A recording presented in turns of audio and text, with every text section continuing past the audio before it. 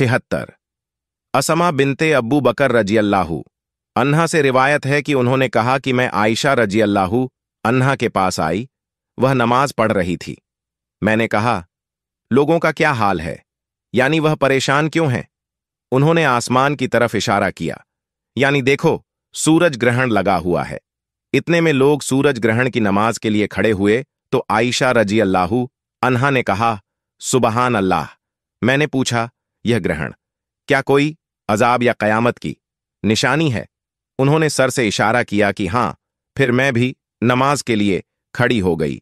यहां तक कि मैं बेहोश होने लगी तो मैंने अपने सर पर पानी डालना शुरू कर दिया। जब नमाज खत्म हो चुकी तो रसूलुल्लाह सल्लल्लाहु अलैहि वसल्लम ने अल्लाह ताला की तारीफ बयान की और फरमाया, जो चीजें अब तक मुझे ना दिखाई गई थीं उनको मैंने अपनी इस जगह से देख लिया है, यहां तक कि जन्नत और दोजख को भी।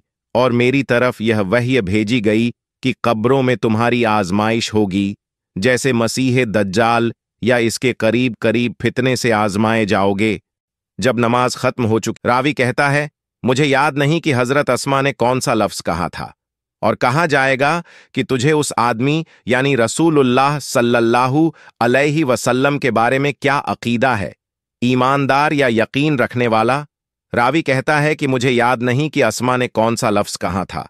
कहेगा कि हजरत मोहम्मद सल्लल्लाहु अलैहि वसल्लम अल्लाह के रसूल हैं जो हमारे पास खुली निशानियां और हिदायत लेकर आए थे।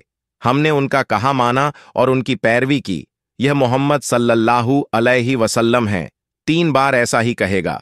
चुनांचे उससे कहा जाएगा, तू मजे से सो जा।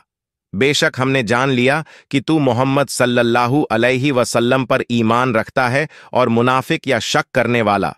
रावी कहता है, मुझे याद नहीं कि असमा ने कौन सा लफ्ज कहा था। कहेगा कि मैं कुछ नहीं जानता। हां, लोगों को जो कहते सुना मैं भी वही कहने लगा। फायदे इस हदीस से कब्र के अजाब और उसमें फरिश्तों का सवाल करना साबित होता है।